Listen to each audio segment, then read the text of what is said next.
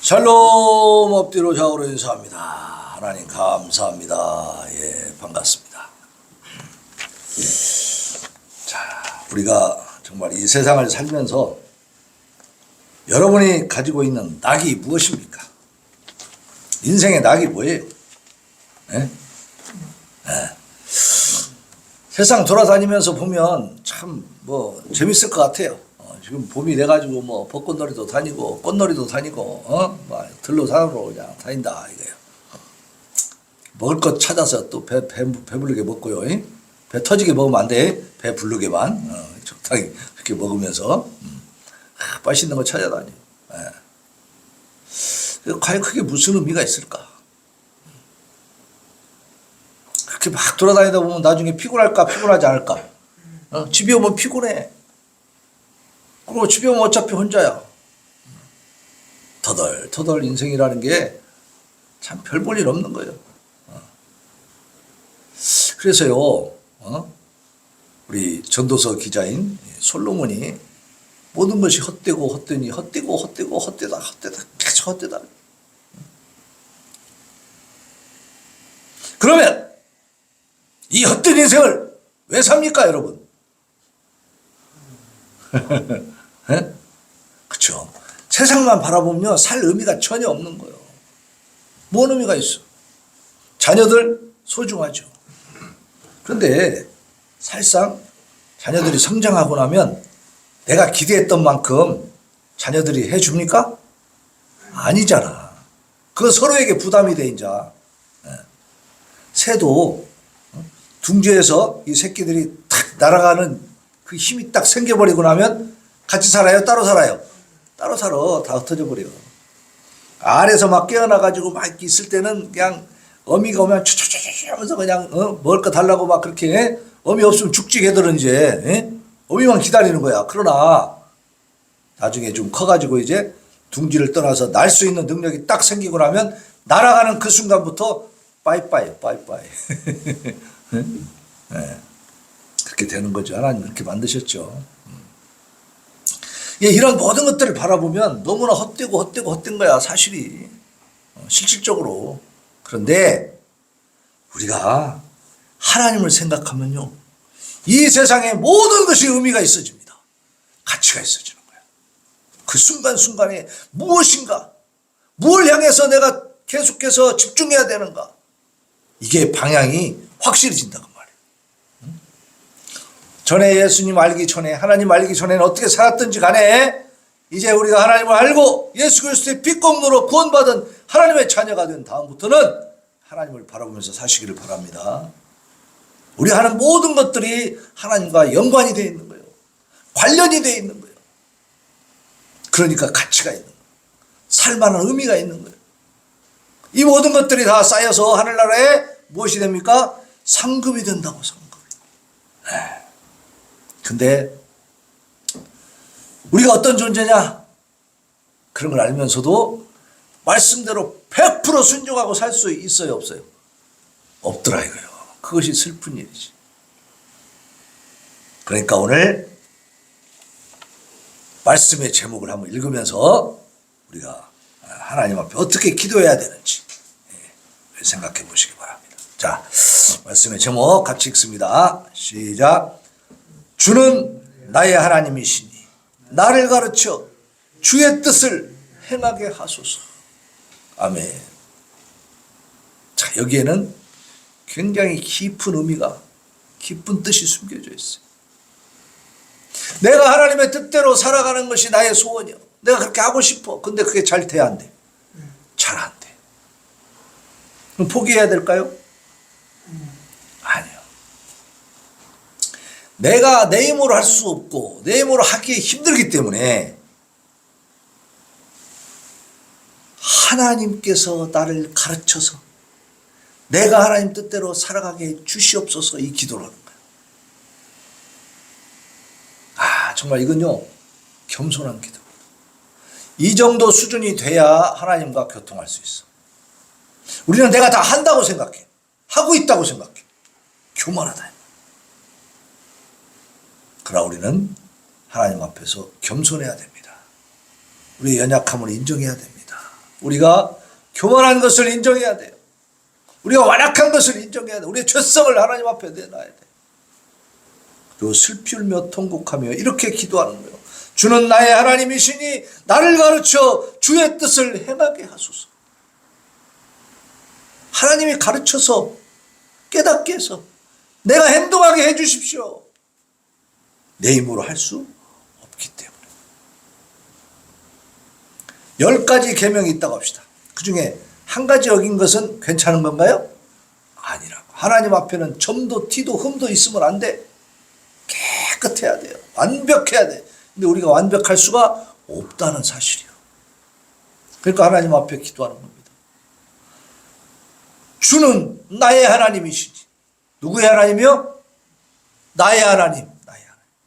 주는 나의 하나님이시니 나를 가르쳐 주의 뜻을 행하게 하소서. 우리는 순간순간 사람들과의 대화 속에서나 우리가 어떤 일을 행해 나갈 때에 내 생각이 앞설 때가 많습니다. 왜? 그래야만 살 수 있으니까. 그렇게 살아왔잖아, 우리가 인생을. 근데 그 세상적인 것들이 하나님의 뜻을 거스르는 게 굉장히 많다고요. 나도 모르게 젖어 있는 것들이 하나님을 좀 대적하고 있는. 그러니까 하나님이 가르쳐 주셔야 돼요. 이 기도가 우리의 기도가 되기를 원합니다. 네. 자, 오늘 이 시편 143편은 악인들의 박해 속에서 자신의 죄인됨을 인정하고 하나님의 공의로운 심판과 회복을 갈망한 다윗의 비탄시에 가까운 참회시입니다. 참회시. 악인들이, 나쁜 사람들이 억울하게 나를 박해하고 있다라고 할 때는 분노만이 치솟을 수밖에 없죠. 그러니까 무협영화 같은 거 왜 재밌어? 원수 갚는 일이잖아요. 어느 날 막 나쁜 놈들이 쳐들어왔고 이 주인공이 애기 때 말이야 자기 아버지 어머니 막 형제들 다 죽이는 거야. 막 그걸 막 숨어서 마루 밑에서 보고 있다가 원한이 사무치는 거야. 그래가지고 그냥 산속으로 들어가잖아요. 그죠? 가서 누구를 만나? 산속에 도사를 만나는 거야. 아주 무술 고수를 만나가지고 거기서 막 수련을 해. 그죠? 산을 막 바위를 막 날아다니면서 수련을 해가지고 힘이 딱 생겨. 나중에 하산하면서 어디를 가? 그 나쁜 놈들, 우리 가족 죽인 놈들 죽이러 가잖아. 가가지고 어떻게 다 죽여버려. 그리고 띵 하면서 이제 외롭게 낙엽이 흩어지는 그 길을 보쯤 싸고 탁 가는. 그게 끝이요. 자, 이 복수하는 것이 하나님의 뜻입니까? 아니요. 근데 우리는 그런 걸 보면 어때? 기분이 후련하고 좋지. 그런 거 사람들이 보려고 막 애를 써. 영화도 그런 게 많아. 원수 갚는 거. 그죠? 그 왜 그래? 왜 거기서 우리가 희열을 느끼고 막 쾌감을 느끼고 시원함을 느끼냐? 우리의 죄성, 우리가 가지고 있는 본성 자체가 원수 갚고 싶어 하거든. 원수 갚는 걸 원하거든. 그죠? 우리는 그렇게 원해. 그러나 하나님은 그것이 아니다라고 말씀하셔.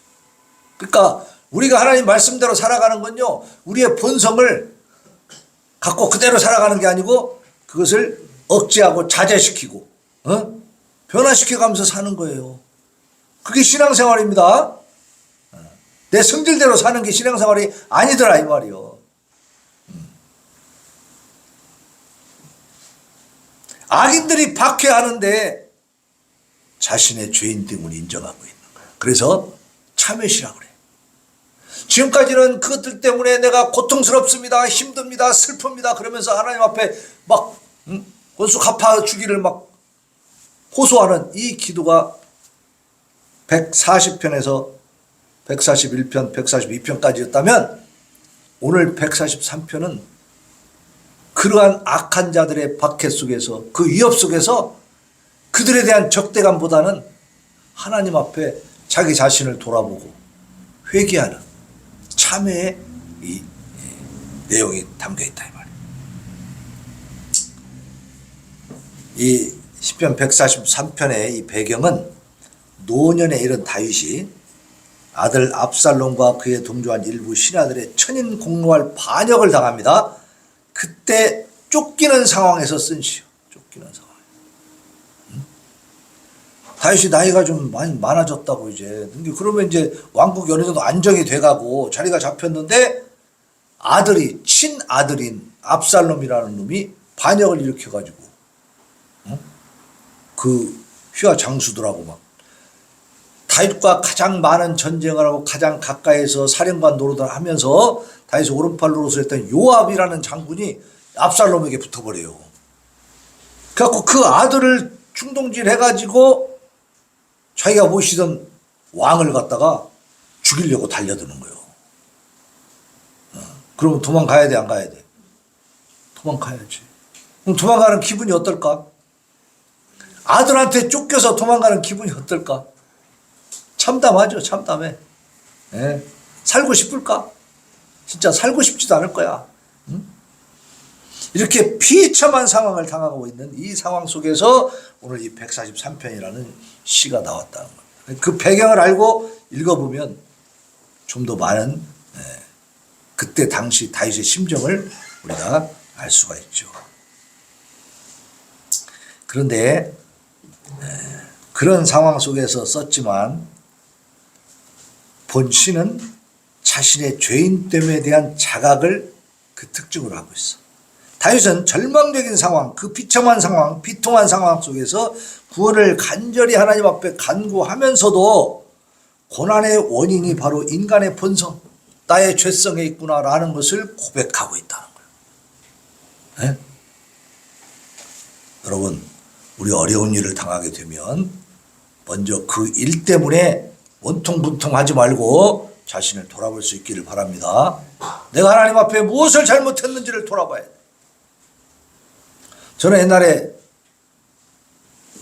최근에는 뭐 자전거 라이딩하고 하면서 운동을 쭉 해주니까 이제 별로 배 아픈 게 거의 사라졌는데 옛날에는 이 우리 조태욱 집사님처럼 배가 자주 아팠어요. 그 막 갑자기 막 급하게 어서 와요. 어서 들어와. 그래서 샬롬 해야지, 샬롬. 샬롬. 그래서 우리가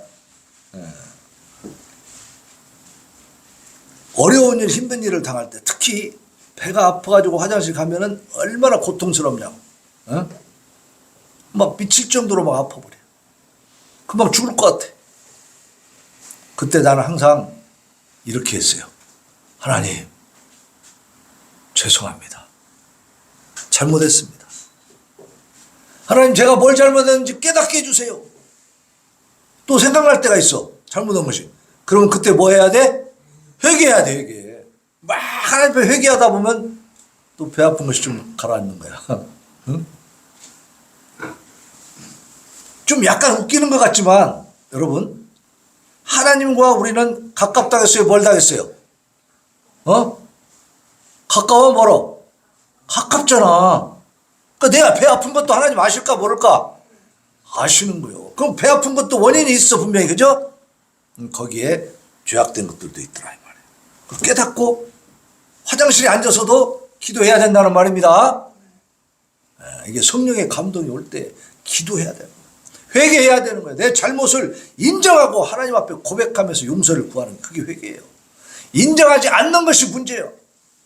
변명하고 계속해서 뭔가 막 합리화시키면서 막 논리적으로 막 뭐 이렇게 자꾸 그 자기 잘못을 회피하려고 하는, 이거는 하나님 앞에 악한 겁니다. 하나님 절대 용납하지 않아요. 그러면 그 인생은 하나님의 은혜를 받지 못하는 인생이 되는 거죠. 누가 손해예요? 회개하지 않는 그자가 손해인 것이요. 네?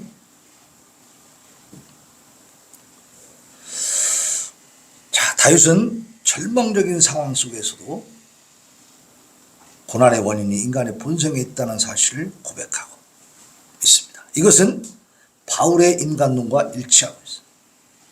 구원론의 대원리인 오직 믿음으로 말미암아 의롭게 된다고 하는 이신득의, 이신칭의, 이 원리예요. 그러니까 인간은 하나님 앞에 온전할 수가 없는 존재다. 믿지 않는 사람은 말할 것도 없고 믿는 사람도 이 세상에 있는 동안은 완전해질 수 없는 거잖아요. 그죠? 그래서 오직 믿음으로만 구원을 받는 것이지 내 행위로 받을 수 있는 것은 아니다. 불가능하다. 로마서 3장 20절에 그러므로 율법의 행위로 그의 앞에 의롭다 하심을 받을 육체가 없나니 율법으로는 죄를 깨달음이니라. 하나님의 계명을 우리가 10계명 아까도 낭독을 했지만 그것을 100% 다 지킬 수가 없더라. 다 지키면은 구원받겠지. 그러면 내 행위로 구원받았으니까 당당하게 자신있게 교만하게 나갈 수 있겠지만 우리는 그렇게 할 수 없더라. 무너진다 이 말이에요. 그 말씀 가운데서 하나라도 마음속으로라도 죄를 지은 것은 하나님 용납해야 안 해요? 안 하니까. 그러니까 율법으로는 뭘 깨달아? 죄를 깨닫는 거야. 아, 내가 이렇게 부족하구나. 이것이 문제구나. 이걸 깨닫게. 그럼 어떻게 해야 돼? 깨닫고 하나님 앞에 회개하고 예수 그리스도의 십자가의 그 공로를 믿는 믿음으로 구원받는 거예요. 응? 갈라디아서 2장 16절 사람이 의롭게 되는 것은 율법의 행위로 말미암음이 아니요 오직 예수 그리스도를 믿음으로 말미암는 줄 알므로 우리도 그리스도 예수를 믿나니 이는 우리가 율법의 행위로서가 아니고 그리스도를 믿음으로써 의롭다함을 얻으려 함이라. 율법의 행위로서는 의롭다함을 얻을 육체가 없느니라 그랬어요. 그러면 우리 율법을 안 지켜도 되는가요? 아니요. 이제 율법으로는 구원받지 못할 우리가 예수 그리스도의 십자가 보혈로 우리가 구원을 받았으니까 이제는 부족하지만 그래도 최선을 다해서 어떻게 해야 돼요? 말씀대로 살아가야지. 예? 그래서 십계명을 우리가 자꾸 낭독하는 거예요. 우리가 봐봐요. 건달 조직이 있다. 그럼 거기에 강령이 있어 없어? 건달 조직에 강령이 있어. 탈취할 때는 손가락 하나 내놓고 간다. 뭐 이런 거 있잖아. 그지? 명령에 복종한다. 이런 거 있다고. 저 우리가 군대에 가면 암기사항 많아 저거. 되게 많죠? 그거 못해갖고 얻어 터지고 얼차례도 많이 봤잖아. 암기사항 많아.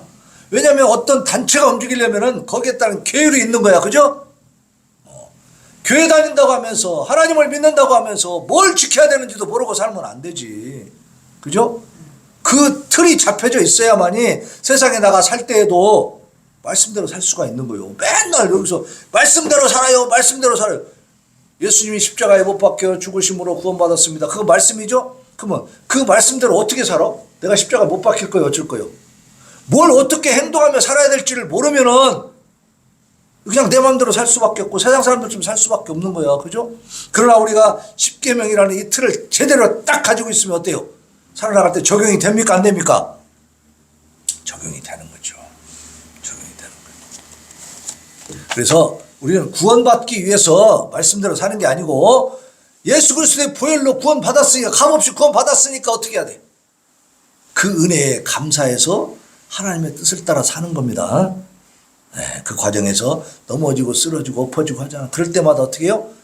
하나님 앞에 슬피 울면서 진정한 회개의 기도를 올리고 그리고 다시 일어서는 거야.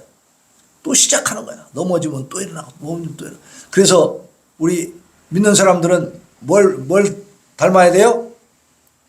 오뚜기를 닮아야 한다고. 오뚜기 인형 하나 갖다 놔야겠어 여기다. 오뚜기는 집어 던져도 어떻게 똑바로 서 안 서? 뒤집어놔도 똑바로 서고 그죠? 엎어놔도 잡아뜨려도 항상 휘청휘청 하다가 딱 쓰잖아. 우리 삼성교회 성도님들은 오뚜기 신앙을 가지시길 바랍니다. 자, 다윗 언약의 축복을 받은 위대한 왕이 바로 이 다윗입니다. 다윗은 하나님께로부터 기름 부음을 받은 신본주의적 정통성을 지닌 선민 이스라엘 신정 왕국의 왕이에요. 다윗 왕가만이 선민 이스라엘의 영원하고 유일한 왕가가 될 것이라고 하는 데이비드 커버넌트예요. 다윗 언약 사무엘하 7장 8절로 16절에 있는 이 다윗 언약이 하나님이 선포해 주는, 그래서 하나님으로부터 확증받은 축복된 왕이 바로 다윗 왕이에요. 사무엘하 7장 16절에 보면 그 이제 8절로부터 16절까지가 다윗 언약의 내용인데 그 마지막에 가면 내 집과 내 나라가 내 앞에서 영원히 보존되고 내 왕위가 영원히 견고하리라 이렇게 말씀했어요. 이걸 다윗 언약이라고 그래요. 영원토록 네 왕위가 지속되게 해주겠다. 그런 무슨 말씀이냐면 다윗의 자녀들을 통해서 그죠? 그 왕통이 이어지게 해주겠다 그런 얘기죠. 언제까지? 영원토록. 근데 지금 그렇게 됐어 안 됐어? 그렇게 안 됐네. 망해버렸네. 자, 이것은요, 이 다윗 언약은 영적으로 이어가는 겁니다. 다윗의 후손으로 오실 우리 주 예수에게 이르러서 완성이 됐습니다. 예수님의 왕위는 지금 무너졌습니까? 지금도 이어지고 있습니까? 지금도 이어지고 있어. 예수님의 이 왕위는 언제까지 갈까요? 영원토록 가는. 그러니까 이 다윗 언약이 실질적인 다윗에게 주신 그 말씀으로 시작해가지고 그 언약이 누구를 통해서? 예수 그리스도를 통해서 완성되어 있다고 말이에요. 그래서 신약 성경에도 보면 다윗의 자손이야 그러는 거야. 응? 자, 근데 이 위대한 왕이 타락하잖아. 그죠? 타락해. 일순간에 유혹에 무너져가지고 충직한 장수 우리아를 사지로 내몰아버려. 그래서 그 죽입니다. 그리고 그 안에 밧세바하고 간통을 해가지고 자녀를 낳아. 응? 이게 잘한 일이에요, 못한 일이에요? 조금 잘못한 거예요, 엄청 잘못한 거예요. 진짜 잘못한 거예요. 너무너무 이건 진짜 가만 놔두면 안 돼 이건. 응? 있을 수 없는 일이죠 이게. 응? 그런데 이 범죄를 한 뒤에 나단 선지자가 와가지고 막 지적을 합니다. 당신이 바로 그 살인자다. 그러면 왕권이 있잖아. 왕권이라는 건 뭐예요? 군사력을 갖고 있잖아. 그죠? 무력을 갖고 있어. 그러면 선지자는 무력이 있어 없어? 선지자는 아무 무력이 없어요. 지금 목사님들이 군사력이 있어요? 총칼이 있습니까? 없어요.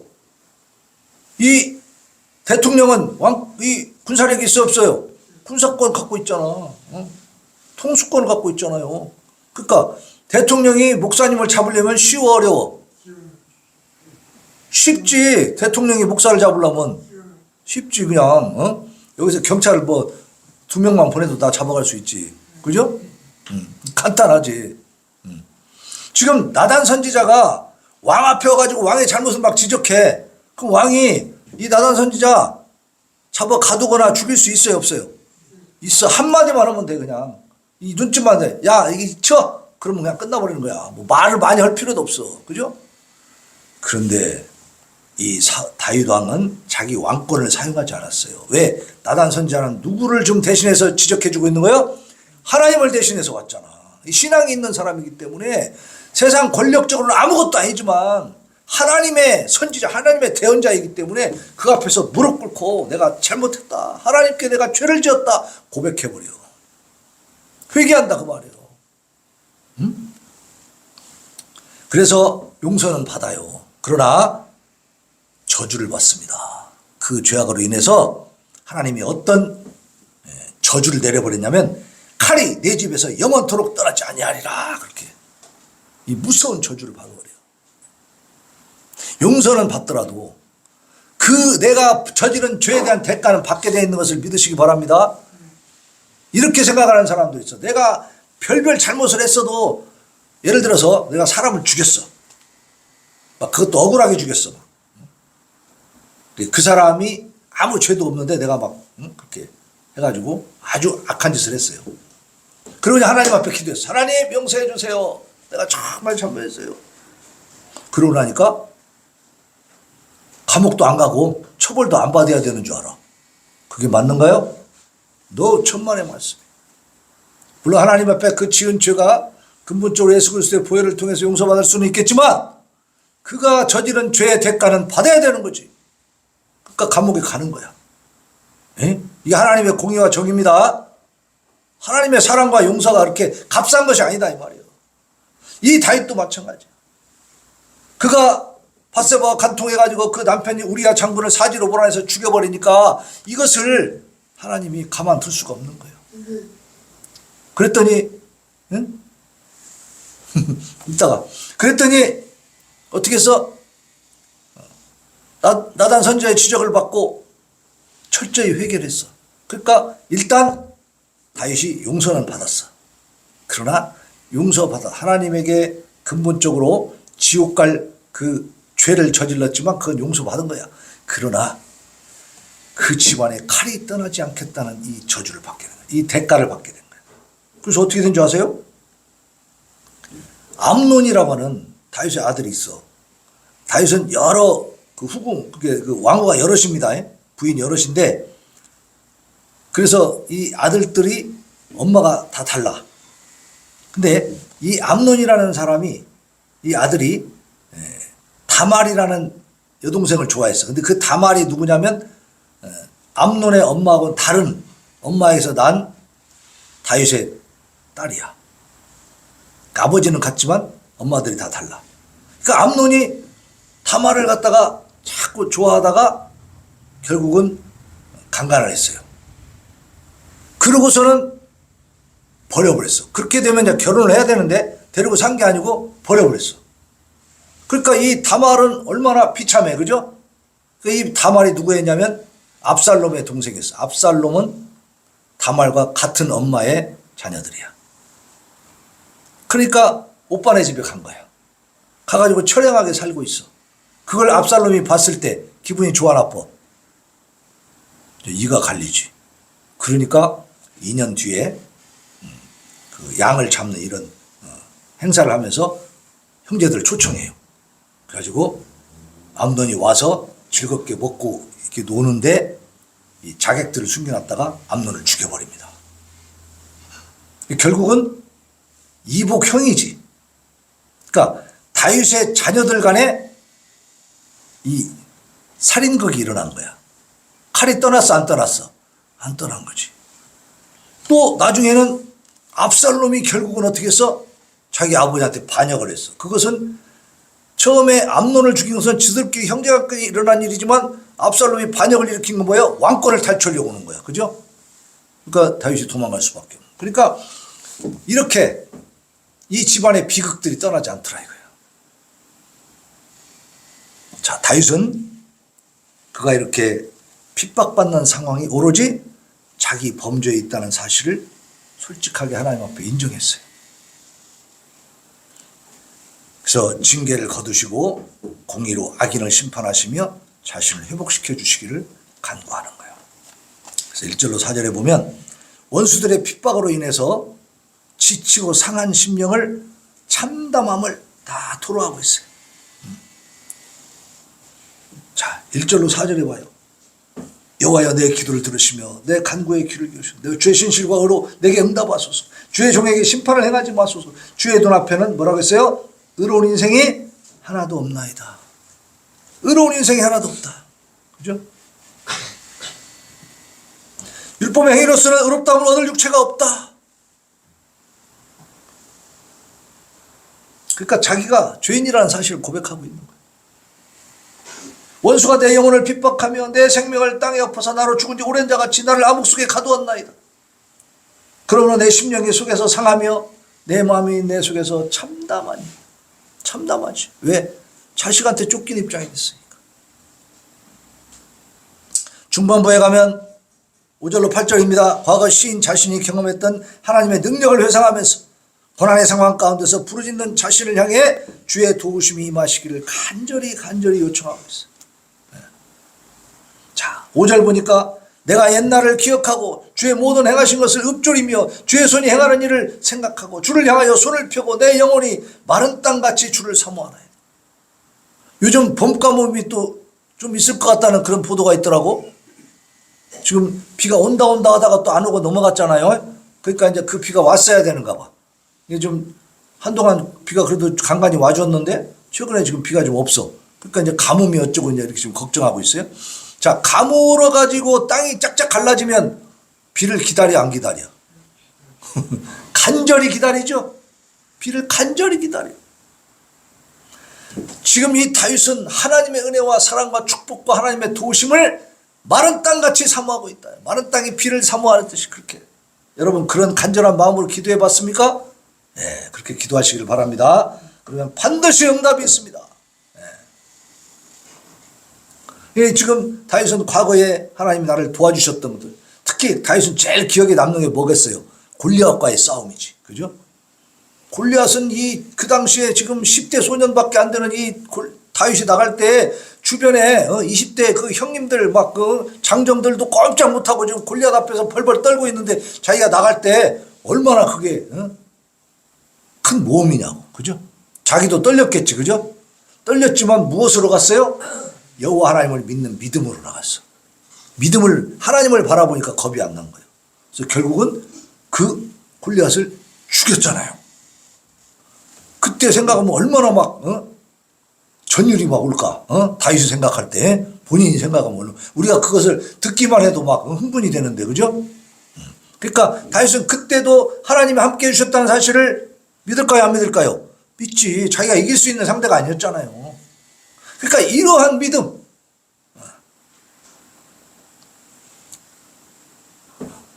이 과거에 어떻게 나를 하나님이 도와주셨는가를 생각해 보면 지금 현실적으로 아무것도 안 보이고 깜깜해도 전혀 해결책이 안 보여도 우리가 하나님을 믿고 기대할 수 있는 것이요.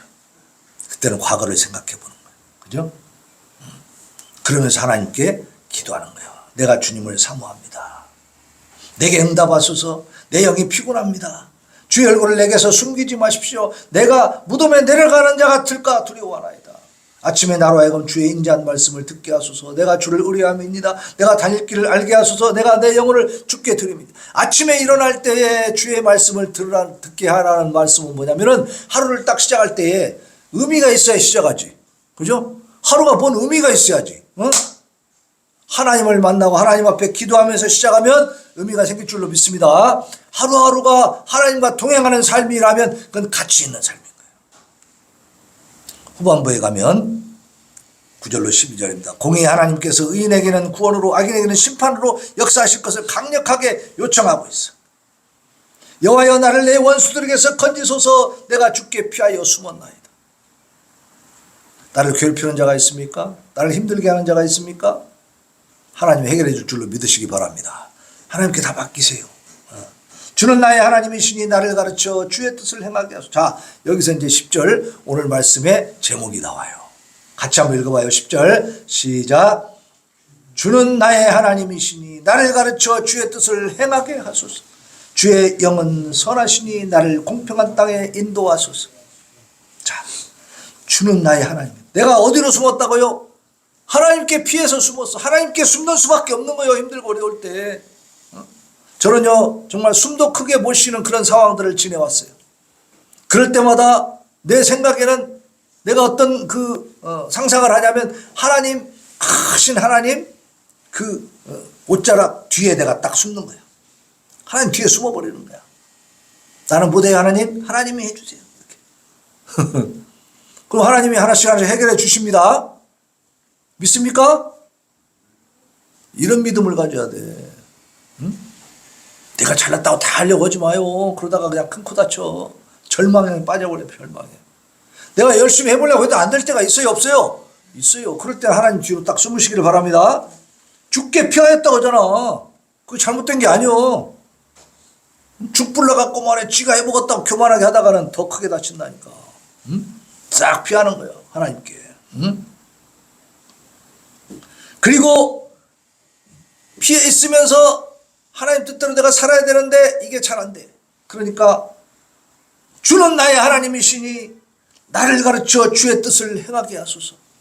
내가 어찌할 줄을 모르겠으니까 하나님 나를 가르쳐 주세요. 그래서 내가 하나님 뜻대로 행하게 해주세요. 기도하는 거예요. 주님은 누구의 하나님입니까? 네? 나의 하나님. 나의 하나님. 주는 나의 하나님이시니 나를 공평한 땅에 공평한 심판을 해주시라는 얘기야. 압살롬이 지금 내 아들이 내 부하들하고 저렇게 협잡을 해가지고 나한테 칼을 들이대는 것은 공평한 거야? 불공평한 거야? 잘못된 거지. 불공평한 거죠. 그걸 해결해 달라는 거죠. 여호와여 주의 이름을 위하여 나를 살리시고 주의 의로 내 영혼을 환난에서 끌어내소서. 주의 인자하심으로 나의 원수들을 끊으시고 내 영혼을 괴롭게 하는 자를 다 멸하소서. 나는 주의 종이니이다. 결론이 그래요. 나는 뭐예요? 주의 종이니이다. 주의 종은 주의 뜻을 따르는 겁니까? 다른 뜻을 따르는 겁니까? 주의 뜻을 따르는 것이 그게 종이지.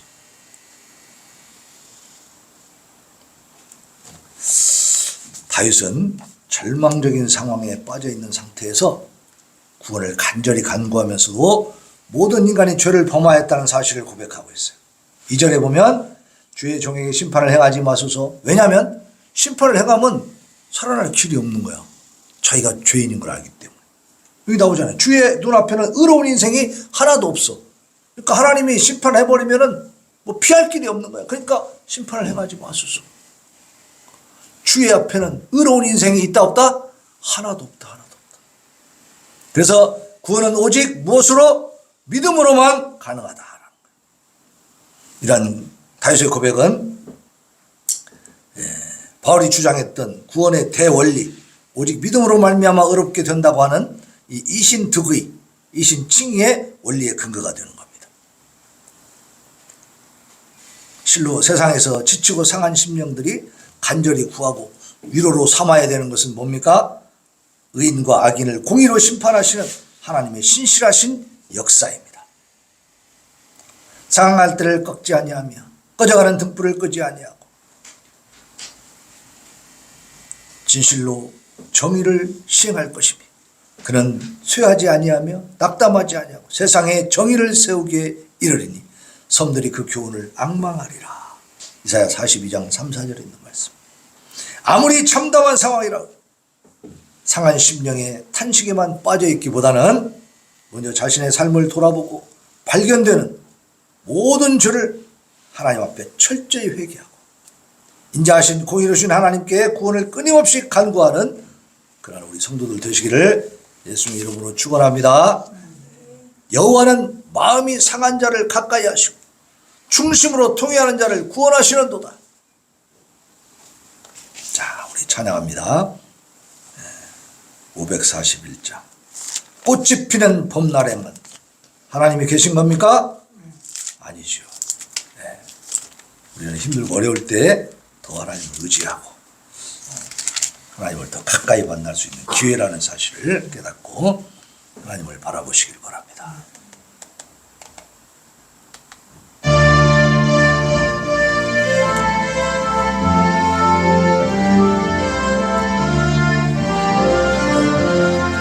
꽃이 피는 봄에만 주의 사랑이십니다. 열매 맺는 가을에만 주의 은혜 있으니까 땅에서 여름에도 주의 사랑 여전하며 겨울 줄일 때도 주의 위로 변하네. 솔로몬의 부귀보다 욥의 고난 더 귀하고 솔로몬의 지혜보다 욥의 인내 아름답다. 이 세상에 부귀영화 마귀 유혹 선짓하니 고생 중에 인내하며 죄웃음이 우리라. 세상 권력 등에 업고 있는 자를 핍박하니 어리석은 사람들아 회개하고 돌아오라. 우상의 힘을 막아며 인간의 힘을 막아라. 하나님의 심판날에 견디지를 못하리라. 저 천국을 바라보니 세상은 나의 길 죽음의 길 피하려면 나의 갈 길 막지 마라 내게 맡긴 양을 위해 나의 결의 평화 위에 우리 주님 가신 길을 충성으로 따르리. 이 시간 하나님 앞에 기도합니다. 주는 나의 하나님이시니 나를 가르쳐 주의 뜻을 행하게 하여 주옵소서. 부르짖어 기도합니다. 주여 주여 주여